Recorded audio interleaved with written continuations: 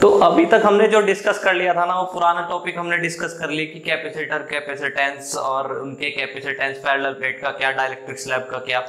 देखो अभी हम क्या कर रहे हैं, जो हमने अभी तक पढ़ा है उसके रिलेटेड हम कुछ क्वेश्चंस करेंगे, है ना, वे क्वेश्चंस करेंगे। और ये मैं आपको इंश्योर करता हूं कि जो चीज हम पढ़ रहे हैं ना, हम इसमें भाई एक एक चीज जो भी सीबीएसई से रिलेटेड, बोर्ड से रिलेटेड है, सब कुछ कंप्लीट करेंगे। कंप्लीट का मतलब पूरा कंप्लीट है, ऐसा नहीं कि हम इसको एक दो क्वेश्चन करा के, हम इसको बिल्कुल डिटेल में विद कॉन्सेप्ट आपको यहाँ पे डिस्कस करने वाले हैं। हर एक चीज को बिल्कुल कॉन्सेप्ट के साथ क्लियर करने वाले हैं। कमिटमेंट देख रहे हो ना भाई का, ये चीज चलेगी अब यहाँ पे। देखो अब क्वेश्चन सुनते हैं क्या है।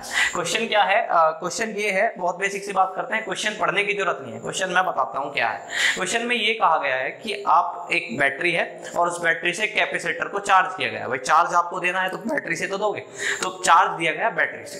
और कहा गया कि कैपेसिटेंस जो है ना उस कैपेसिटर का, वो C है और बैटरी जो लगाई गई है वो V है। समझ रहे हो ना, कैपेसिटर C है, जो बैटरी कनेक्ट कर रखी है वो V है। तो कह रहे हैं जो चार्ज स्टोर हुआ ना, वो चार्ज स्टोर कितना हुआ जी, ये हुआ, ये लिखा हुआ, इतना चार्ज होता है स्टोर। पहली कंडीशन समझ में आती है। जनरल फॉर्मूले पे चलते हैं। हमने सीखा हुआ है Q इक्वल्स टू CV, हमने ये सीखा था ना जब हम थ्योरी पढ़ रहे थे, तो हमने ये सीखा था कि Q equals to CV, C equals to Q by V, ये तो होता था ना। तो Q इक्वल्स टू हमने CV सीखा था, ठीक है। जब कैपेसिटेंस C है और बैटरी नीचे से 20 वोल्ट की लगाई गई है, चार्ज स्टोर होता है 360, तो क्या ये इक्वेशन तैयार होगी हमारी? 360 माइक्रोकूलम इक्वल्स टू CV। बहुत बेसिक सी बात, इक्वेशन नंबर फर्स्ट। अब क्वेश्चन को कैसे चेंज कर दिया भाई ने बोल दिया कि भाई अब आप क्या कर रहे हो, अब ये कह दिया कि इसमें आपने वोल्टेज को डाउन कर दिया। वोल्टेज कितने डाउन कर दी? 120 वोल्ट डाउन कर दी, ठीक है। तो नया चार्ज जो है उस पे जो स्टोर हो रहा है वो 120 रह गया। जब आपने वोल्टेज डाउन कर दी, पहले V थी, अब कितनी कर दी? 120 कम कर दी। देखो C तो वही रहता है ना, कैपेसिटेंस तो वही रहता है किसी चीज का, वो वही का वही, वोल्टेज 120 डाउन कर दी, तो जो चार्ज आया ना, चार्ज कितना हो गया? 120 हो गया। अगर जो वोल्टेज इतने डाउन कर दी जाए, तो Q इक्वल्स टू CV लगाया, C V 120 डाउन कर दी, तो उस टाइम पे चार्ज इतना स्टोर हुआ। ये इक्वेशन क्या हो गई? ये इक्वेशन सेकंड हो गई। बहुत बेसिक सी बात है, कुछ नहीं करना। क्या पूछ रहे हैं कि C और V की वैल्यू बताओ, ठीक है। पहली इक्वेशन बनाई Q बराबर CV से, दूसरे वाली इक्वेशन बनाई Q equals to CV, same formula लगाया, बस ये बोला वोल्टेज यहाँ इतनी डाउन हो गई तो चार्ज नया इतना आ गया, बस बेसिक सी बात। अगर तो मैं दोनों इक्वेशन को ना डिवाइड मार दूं एक दूसरे से, ये कर दिया, C से C उड़ा दिया, उड़ते ही ये माइक्रो से माइक्रो कूलम सब कैंसिल हो गया, इससे ये कैंसिल हो गया, ये 3 टाइम्स कैंसिल हो गया, तो ये कितना हो गया? 3 इक्वल्स टू V माइनस 1/20, ये आ गया। क्रॉस मल्टीप्लाई कर ली। जब आप क्रॉस मल्टीप्लाई करोगे तो आप पाओगे ये और पाओगे ये, तो जब आप इसे सॉल्व करोगे तो कितना हो जाएगा? ये 2V इक्वल्स टू 360 हो जाएगा और V इक्वल्स टू 360/2 यानी कि कितना? 180 आ गई। V equals to 180 volt. खत्म।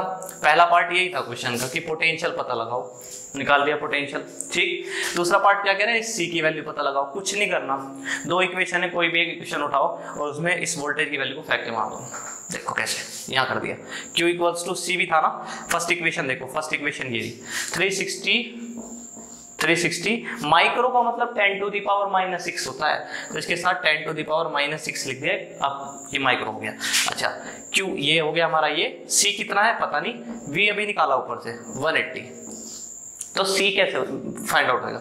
इससे 2 टाइम्स कैंसिल हो जाएगा, तो C कितना आ गया? 2 × 10 टू द पावर माइनस 6। क्या मैं इसको ऐसे बोल दूं कि ये 2 माइक्रो फैरेड है, 10 टू द पावर माइनस 6 को हटा के, तो C इक्वल्स टू कितना आ गया? 2 माइक्रो फैरेड है। खत्म। तो हमारा फर्स्ट पार्ट इतना सा था, ये भी पता लग गया, ये भी पता लग गया, ठीक है।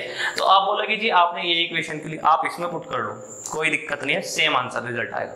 ये आपको खुद करके देखना है ना, खुद एक हार्डली अटेम्प्ट लेना चाहिए ना। जब आप उसे पढ़ रहे हो तो आप एक हार्डली अटेम्प्ट लो, तो उससे क्या है कि आपको माइंड जो है अपने आप क्वेश्चंस की ट्रिक समझना शुरू कर देता है, उनके आंसर्स को अपने आप ही एक नया रूप दे देता है ना। तो अभी क्या कर रहे हैं? अब दूसरा पार्ट सुनते हैं। क्या कह रहे हैं? What will be the charge stored in a capacitor if a voltage applied had increased by 120। कुछ नहीं कहा, सिर्फ इतनी सी बात कही, वोल्टेज बढ़ा दी गई। कितनी बढ़ा दी गई? 120 वोल्ट बढ़ा दी गई। तो चार्ज कितना स्टोर हुआ? देखो चार्ज का जनरल फॉर्मूला यहाँ पे डिस्कस करते हैं। चार्ज का general formula Q equals to CV।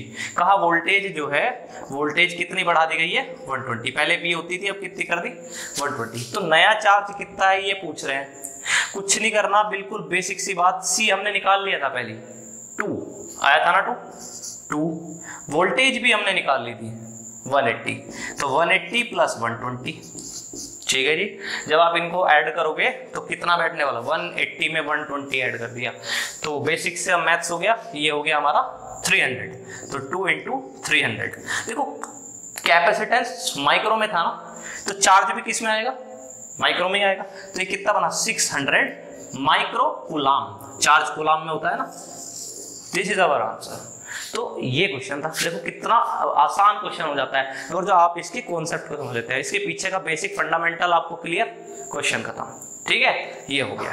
तो बच्चों अब जो हम क्वेश्चन करने वाले हैं ना वो क्वेश्चन 5 करने वाले हैं। तो क्वेश्चन नंबर 5 को करने के लिए आपको ग्राफिकल मेथड जब समझने जरूरी है, ठीक है ना। ग्राफिकल मेथड क्या होते हैं, ठीक है, ग्राफिकल मेथड से आप क्वेश्चंस को कैसे करते हैं, है ना। ये एक ग्राफ दे दिया आपको, इससे सॉल्व करना है। तो मैं आपको हर एक ग्राफ के लिए बताता हूँ, ये इस चैप्टर के लिए नहीं, ये आगे तक के जितने भी चैप्टर्स हैं, कहीं भी कोई भी क्वेश्चन ग्राफिकल आता है 100% आई एम श्योर आप उसको इजीली टैकल कर लोगे अगर जो आपने ये चीज सीख ली जो अब मैं बताने जा रहा हूं। तो सबसे पहले आपको क्या करना है, जब इस तरह के क्वेश्चंस आए ना तो आप सबसे पहले स्लोप ढूंढा करो, स्लोप का फॉर्मूला लगाते हैं। तो स्लोप का फॉर्मूला ना, तो स्लोप का फॉर्मूला भाई ये होता है, slope equals to y axis upon x axis होता है, बेसिक सा फॉर्मूला है। Slope equals to y axis upon x axis होता है। तो आपको यहाँ पे स्लोप में यहाँ पे y एक्सिस पे क्या दिख रहा है, लिखा हुआ v लिख रहा है ना, तो आपने यहाँ v लिख दिया, आपने यहाँ x पे क्या लिखा हुआ है q लिख दिया।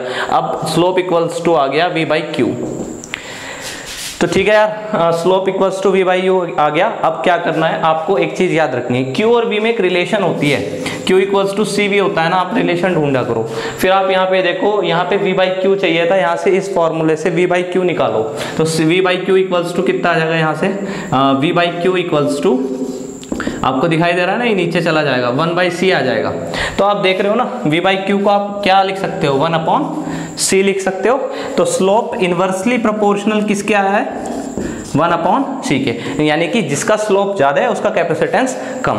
अब स्लोप होता क्या है, slope is an inclination. Inclination मतलब क्या, ढाल, ढाल होती है इंक्लिनेशन, जैसे ये इसकी ढाल है, ये इंक्लिनेशन है ना। तो आप ये देख रहे हो, अब स्लोप आप फिगर से देखा करो। फिर सबसे पहले क्या करते हैं ऐसे क्वेश्चन में, आप स्लोप का फॉर्मूला लिखा करो, y axis upon x axis.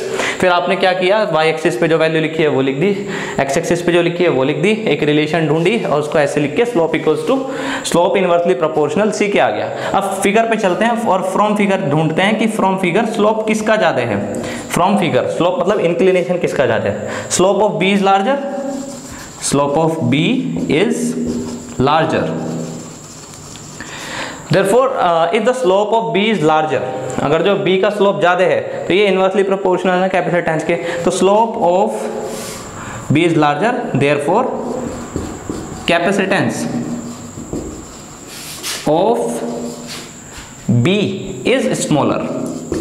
Capacitance कैसा हो जाएगा इसका, स्मॉल हो जाएगा, ठीक है ना। ये ग्राफ को करने के आपको मैंने आपको एक मेथड बताया। तो आप सबसे पहले स्लोप लिखो, स्लोप फिर एक रिलेशन पे जाओ, ठीक है बच्चों। रिलेशन पे चले गए, रिलेशन पे जाने के बाद आप ये रिलेशन यहाँ पे रख दो, ये यहाँ पे फेंक दी रिलेशन, तो ये relation slope equals to 1 by C आ गया ना।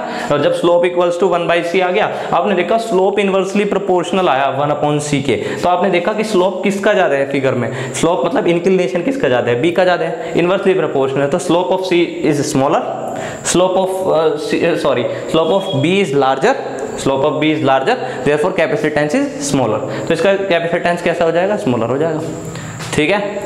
तो इसमें हमने ये चीज सीखी है। तो बच्चों अभी हमने इसमें ग्राफ से ये देख लिया था कि ग्राफ कौन से वाला ग्राफ ज्यादा कैपेसिटेंस को दिखा रहा है, और हमने देखा कि ये जो लाइन ए है ना, ये लाइन ए लार्जर कैपेसिटेंस को दिखा रही है। अब होता क्या है कि इस क्वेश्चन में थोड़ा और आगे की बात कही है, उसने कहा है कि 2 कैपेसिटर दिए हुए हैं और कैपेसिटर में पहले का प्लेट एरिया A1 है, दूसरे का प्लेट एरिया A2 है। कह रहे हैं कि जो प्लेट एरिया दूसरे वाली का है ना, दूसरी जो कैपेसिटर है उसका जो प्लेट एरिया है ना, वो पहले वाले कैपेसिटर के प्लेट एरिया का 2 टाइम्स है, दैट इज A2 जो है, देखो बड़ा दिख रहा है ना, A2 जो है वो 2A1 है, ठीक है। अब हम ये चेक करते हैं कि एरिया जितना ज्यादा होगा उतना ज्यादा कैपेसिटेंस होगा। देख लो C = ε0A/d।